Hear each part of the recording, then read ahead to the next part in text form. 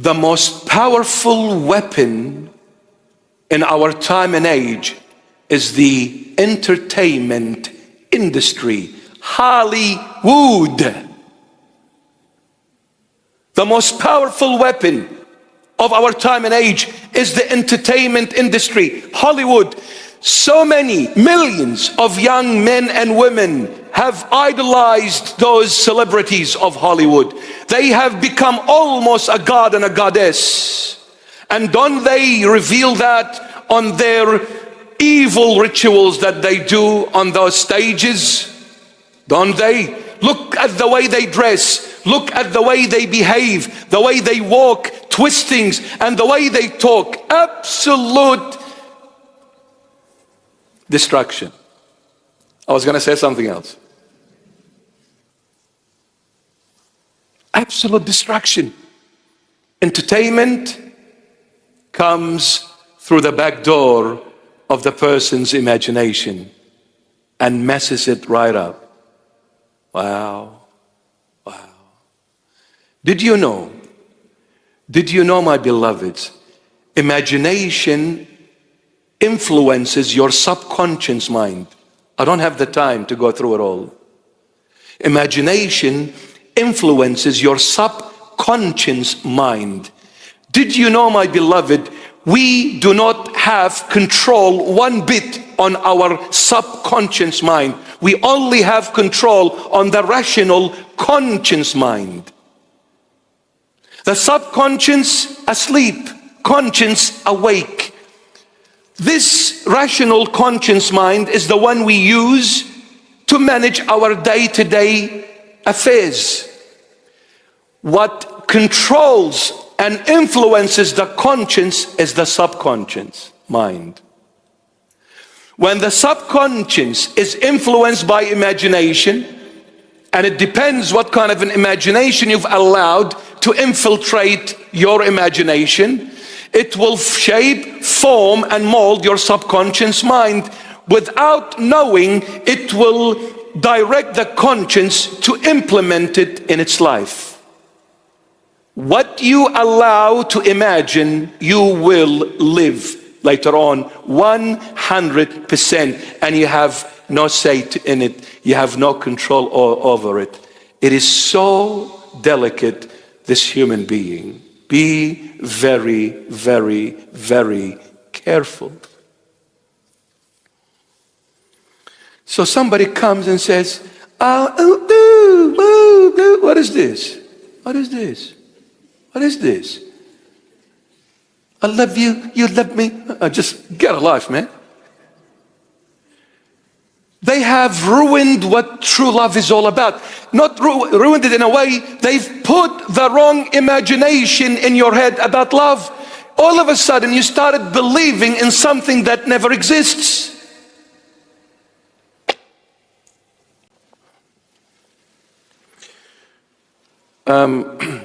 Romeo and Juliet. What a love story, right? So poor Romeo comes at night time with a little pebble, and he looks like he's better than Michael Jordan. He just hits that window, that glass, bang. And then Juliet, she pretends that it's not her sweetheart, her knight coming on a horse. So, who is there? I'm scared. Juliet, it is me. Bing. And then Juliet comes out, oh, I was never expecting you to do that. Not even in my dream I would have dreamt. What a man, what a hero. You are my hero. And then these girls are listening, watching, and they begin imagining. Oh, I'm looking for a guy like Romeo. There is no such guy, my darling. Wake up to yourself. That doesn't exist. That's just a fantasy. Romeo will have his moments. Well, he will break that window if you don't listen to him. Instead of throwing the stone at the window, he'll throw it at your head.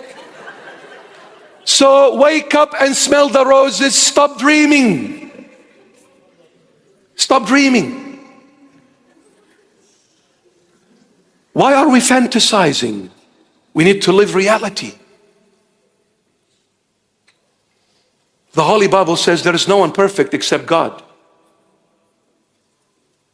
So if you're looking for a perfect person, you better find Jesus Christ, because you won't have any other options available. It's only Him, the perfect one. He's the only one. Entertainment is very dangerous. If you listen to my advice, cut yourself from anything to do with Hollywood. Period. Chop it off. It's nothing but poison. And I want them to hear this, because Satan implemented it as a tool to infiltrate the back door of the human imagination. Generations have been destroyed by this. And it's nothing but one big lie. Where is Michael Jackson? Where are all the celebrities? I'm not mentioning names, meaning I'm talking about them. I'm praying for them. But just watch and see what happened to them at the end. Somebody started in a church choir. What happened to them? What happened to them? You see, when you leave God, what happens? What does it benefit a man if he gains the whole world, but at the end loses himself? Wouldn't it have been better for Michael to remain in that church choir and not be known by nobody? Wouldn't it have been better for Whitney Houston to do the same, and Mariah Carey to do the same, and everyone? And what are these Hollywood celebrities? If God is not in your heart, you are a nothing chasing a nothing. You'll end up nothing. Nothing. People today, they cheer you up. People today, they salute you. Tomorrow they will ignore you and deny you, and they won't even care about you.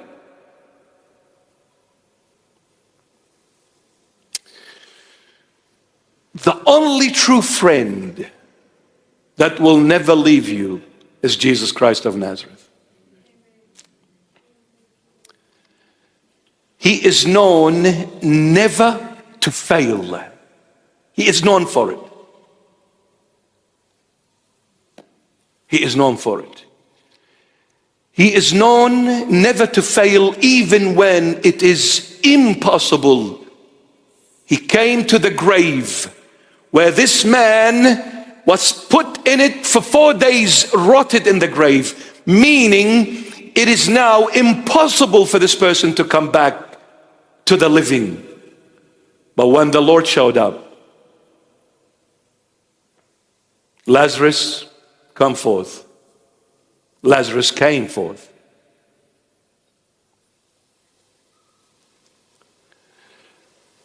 You need to rely on the Lord Jesus.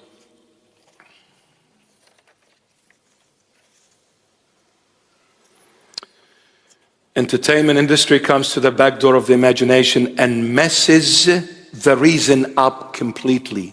Your rational mind is gone.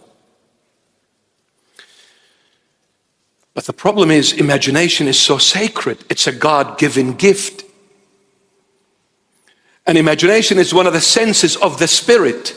You see, just like the body has senses, just like the body has senses, like seeing, smelling, touching, tasting, hearing, so as the spirit has senses. One of the spirit's senses is imagination. That's why it is sacred. It is from God.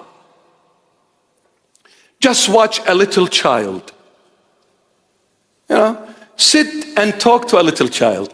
The way they talk to you, the way they ask you questions, you are blown away by their imagination.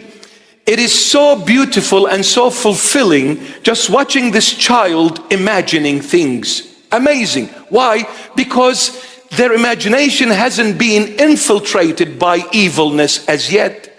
The hard drive is still clean. There is no bugs in it for it to crash like us.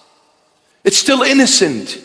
Imagination is pure at its purest, stage in the child. That's why you talk to a child, you forget all your problems, all your worries, all your issues. They make you laugh and you were the most miserable person. But you look at a child, the way they behave, the way they imagine things, the way they talk, they have turned that grumpy face into a very big smiley face. Why? Because their imagination is pure. Their angels see the face of my Father, the Lord Jesus said.